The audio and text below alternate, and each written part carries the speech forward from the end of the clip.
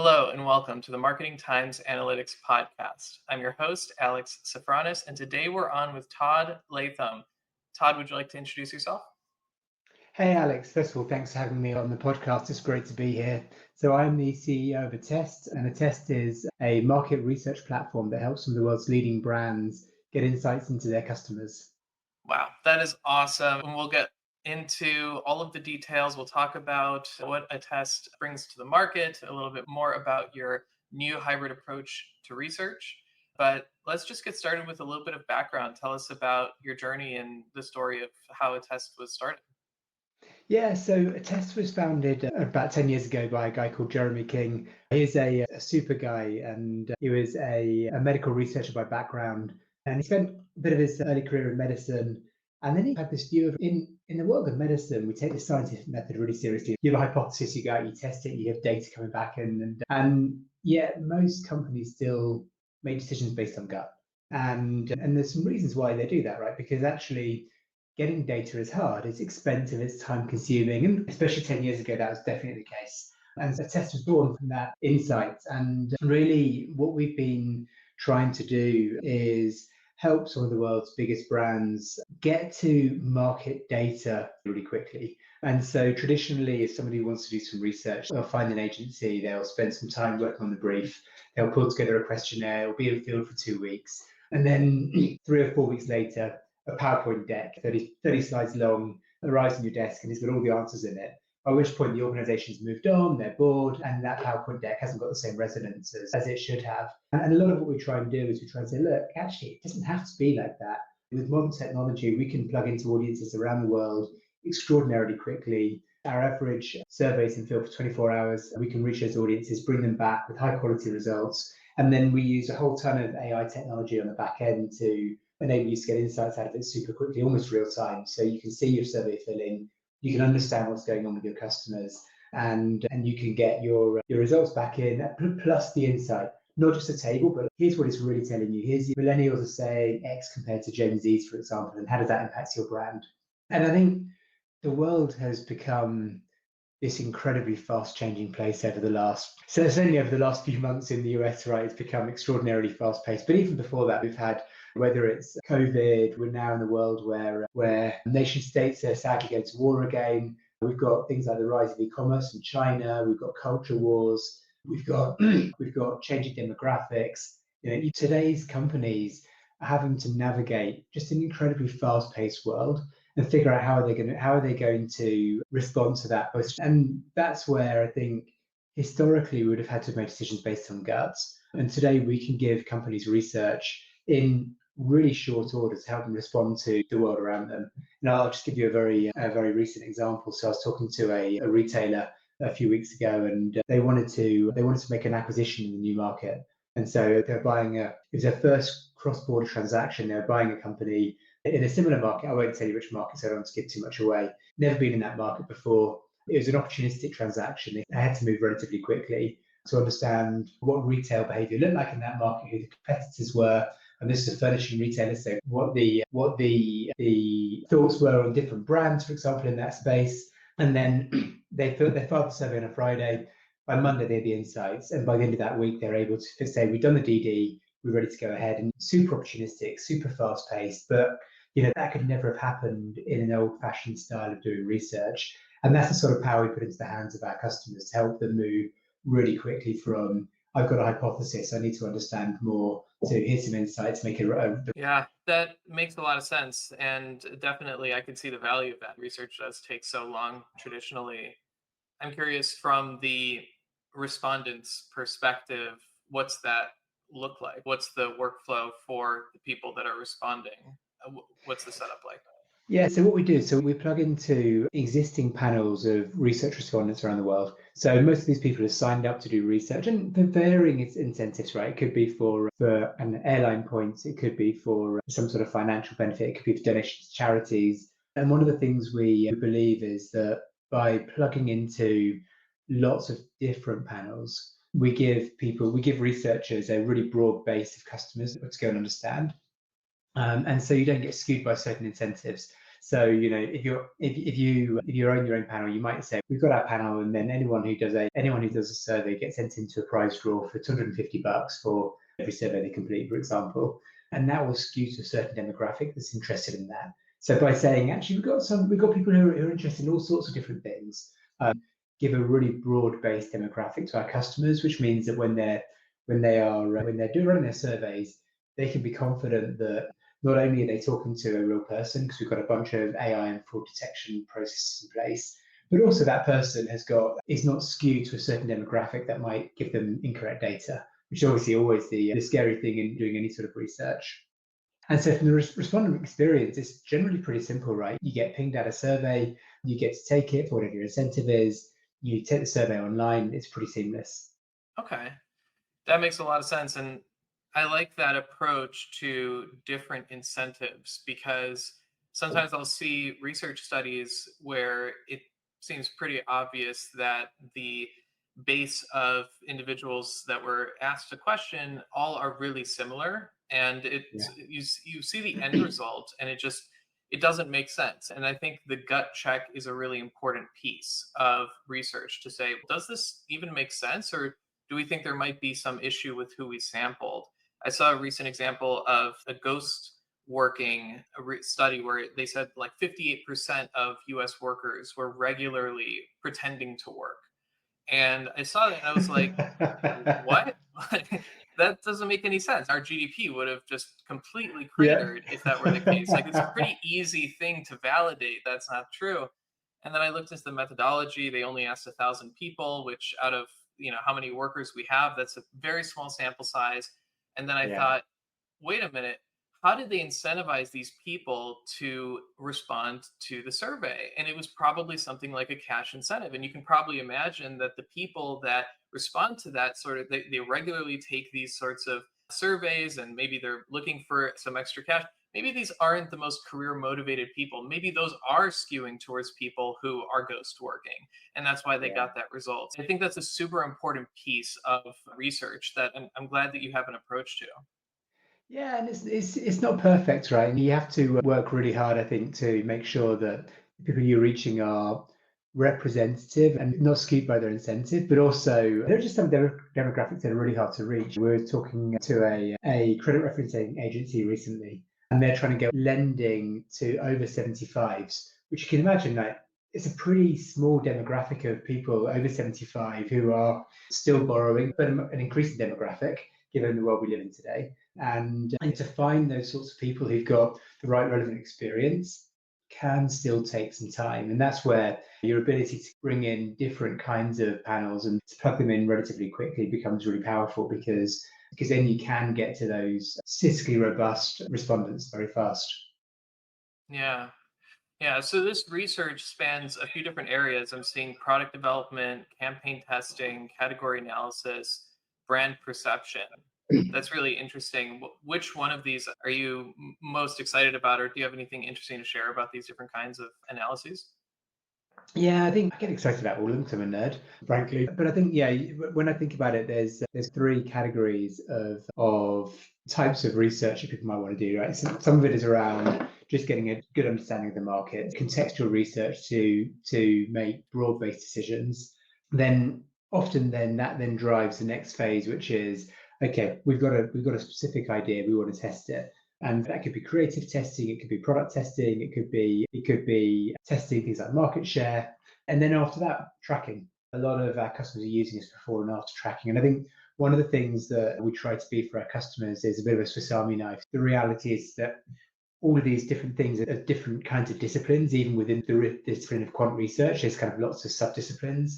And our ability to kind of give that universal solution to our customers is a differentiator, right? It helps us help research teams across the life cycle because they get asked all sorts of things. And I think one of the things that when I talk to our customers, I talk to research and insights people, what they really struggle with is they often feel like they're just overwhelmed with stuff, right? I was talking to the insights team in a major airline a couple of weeks ago, and this is a name that you would have flown on a million times. And they've got 6 people in the team for the entire company. Actually, I didn't look up the number of employees in the company, but I'm guessing in the hundreds of thousands. And the insights team is 6 people. And every time somebody's got an idea, a request goes into this team and they're like, it's another one. It's another. How do you help those people navigate this and still add strategic value and not just be an order taker for, I want to test this idea, go test it. And I think a lot of what we find is, well, these people are, the pain point they have is, I feel overwhelmed. I feel like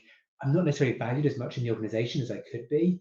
I want to be strategic. I want to be adding more. I know I can add more value than I'm adding right now, but when all you're doing is responding to requests, and I want to make sure that the stuff I'm doing is genuinely influencing what's really important in the organization, and it isn't, I don't know, kind of driving the next small policy change somewhere in a store somewhere in, I don't know, Minneapolis. And I think that's really where the industry's got to go now. It's got to figure out, in a world where insight is all the more important, the insights teams themselves need to be empowered to generate really high value, quality contextual research into the heart of their organization where it can really make a difference. Yeah, that is really interesting. And I can imagine research teams, especially at large companies, just have a lot of trouble prioritizing which insights to capture, what's going to be the most impactful. Is there anything Yeah. around that where it maybe the AI will help determine what is a more impactful thing to ask? Even before you get to AI, I think there's a couple of things you can do, right? First of all, I think it makes sense to, not everything should be researched. And I think that there's a tendency to want to get data on everything. And there's other sources of data as well, right? So I think the first thing is there are some decisions which are easily reversible, two-way doors, right? You do them, you try them, if it doesn't work, you can roll back from them. And there are some decisions which are like, if they're properly impactful, you do them, they're really hard to roll back from. And so I think the first thing is, if you're prioritizing your research as a researcher, make sure that you're focusing on the questions a business has, which, if they go down this path, are genuinely one-way doors, because that's where you're going to make a difference, because that's where, if they get it wrong, it's really expensive.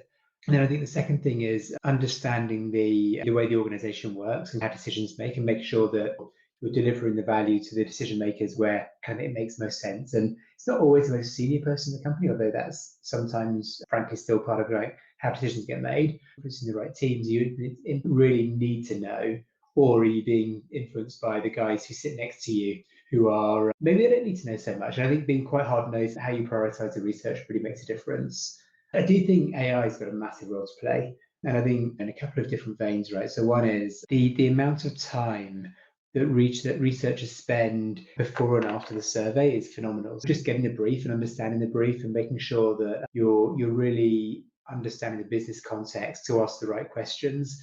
It just takes a lot of time, a lot of stakeholder management, a lot of back and forth, opportunity for AI to help there in terms of great briefs and then great research approaches to make sure you're asking the right questions in the right way to the right audience. And a lot of that, I think, over time will get automated. And then post-survey, how do you get the information from the survey to the stakeholder really quickly? And I think there's a perception that it's just analysis. And actually, when I speak to people, they spend a lot of their time doing kind of low value, time wasting stuff like reformatting charts in the colors of their brand, or adjusting font sizes and presentation so it looks great. I'm like, AI can do all of that stuff. In fact, you can see a world not that far from now where today, just on the Attest platform, and we're not the only ones doing this, you can complete your research and you can hit an AI button and it will basically give you a report off the back of it, which is driven by AI, and it's got a mixture of charts in there, and it's got a mixture of verbatim comments in there. You can adjust it, make it your own, and that's it. I think fairly quickly you can get to a point where you can say, actually, you can hit the AI button.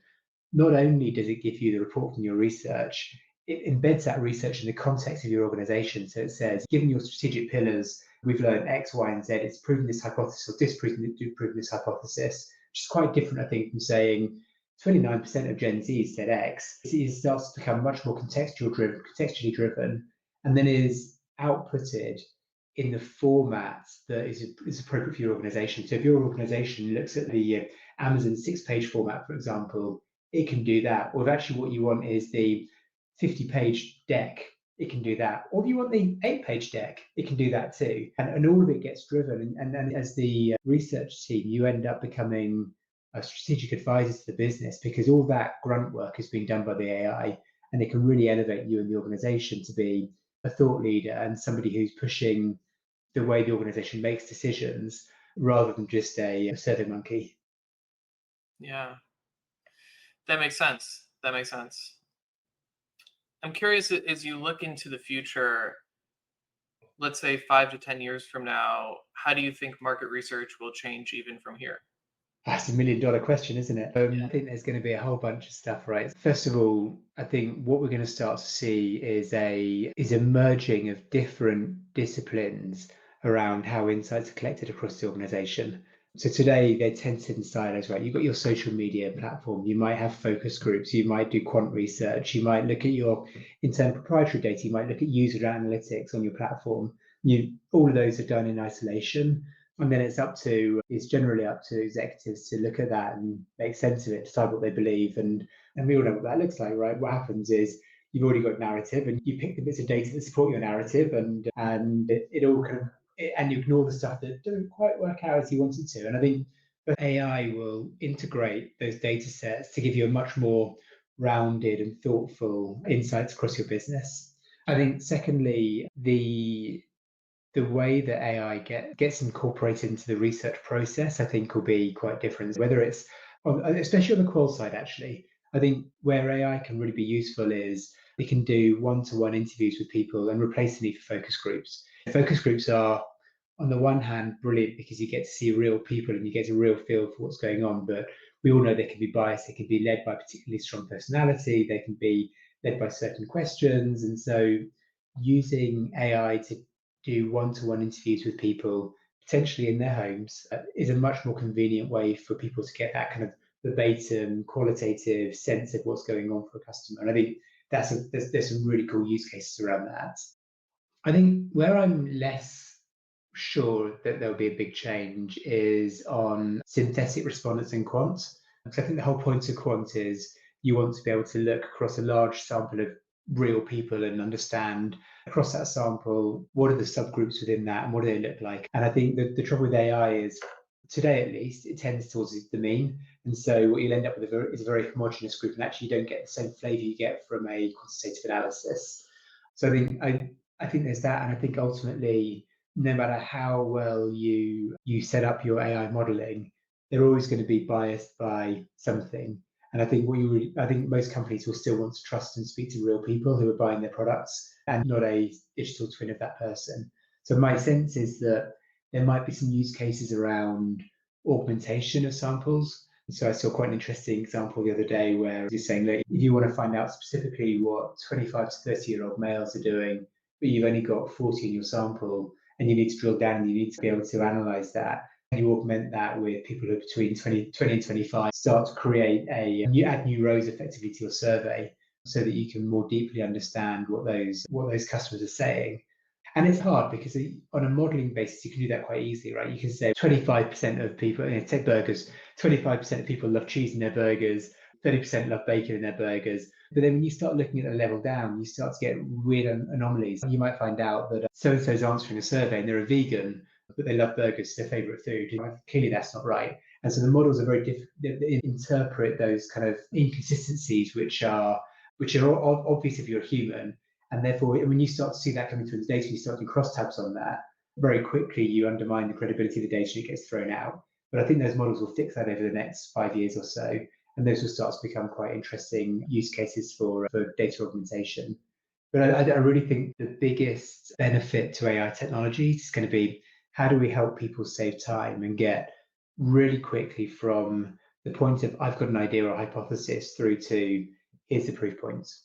Yeah, that makes sense. I think that translation of it's a real person that's delivering answers, and some of them might be hasty and it might not make sense, and then having to make sense of that on the back end and knowing what is a viable answer versus what doesn't make sense. There's so much room, I think, for just modeling and analytics to identify that. Yeah, So exactly. that's really interesting. The other area that's really interesting, and this is not a 10-year thing, this is happening now, is how AI makes international research so much more powerful. I was talking to a travel agency the other day they are European based and they're looking to expand their footprint in Asia, and they were doing a survey in South Korea. And whilst the team spoke no South Korean, also no Korean, should I say. They're able to see the responses come back, the verbatim and the quant responses. It was all translated real time back into English for them, and then AI could summarize all the conversations for them. So suddenly you've got a team. This team is based in Germany. A team in Germany that can see responses from Koreans in their local language and analyze it almost instantaneously. And I think that's incredibly powerful. Wow. Yeah. I didn't even think about that, but yeah, there's language barriers too to research right Yeah. now. That's interesting. Yeah. So I want to zoom back a little bit to your background and how you got started in the business world and how you ended up at Attest. Sure. I did two halves of my career. First half was big companies. So I did a stint in Microsoft where I was based. I'm in the UK now. I was based in the UK and I did some time in Seattle as well. And then I was at American Express for a bit as well. And in both of those companies, I was a customer of research. I was doing a lot of work in rolling out research programs across the globe, actually, for both companies. And that's where I got really interested into the way it worked, into the cultural differences around it. I was doing a lot of NPS surveying at the time, and understand the different psyches of different people has always been really fascinating to me. And then about 15 years ago, I decided actually big companies were fun, but small companies were the real fun is at. And so I moved into the fintech space and again, quite global. It was a company there, it's called Currency Cloud. We sold it to Visa in 2021, and it's basically a cross-border payments infrastructure firm. So very different from the research space. And then when Attest came knocking, I've been in Attest now since the end of last year. It was a chance to come back to something that I really loved in a great company that services great customers. That is so cool. Yeah, that's a really interesting career path. Yeah, wow. I'm curious when you made that jump from the very large company to a small company, what were some of the differences that you observed and like how was that adaptation for you? I think that in some ways it wasn't just big to small; it was big to venture backed. Because in a large company, you obsess about margin and profitability. In a venture backed company, you obsess about growth. And that switch from just mentality wise of always thinking about how do I improve margin, how do I improve profitability, to let's it's not that it's not important, but how do you drive efficient growth? It was a really big mindset shift actually. But I think the fun thing about being in a small company is just how quickly you can move to satisfy your customers' needs. Your ability to hear feedback, to bring it into the heart of the business, to say, okay, what are we going to do about it? To build a feature and roll it out in a way that is scalable. You can just do that orders of magnitude faster than a large company can. And obviously, the challenge then is how do you maintain that agility as you scale?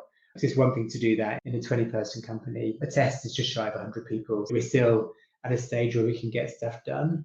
But when you become a 2, 3, 400-person company, figuring out the ways of working so you can still stay agile but scale and you can be efficient at the same time becomes a really interesting thought challenge. Yeah, that's a great perspective. And I think that the interesting thing, because I also recently moved to a smaller company in that 3 to 400 person range. Yeah, And it's interesting that and analysis is similar. We're also looking at LTVs and customer acquisition costs, but I think the decisions you make once you get those insights is where the difference lies.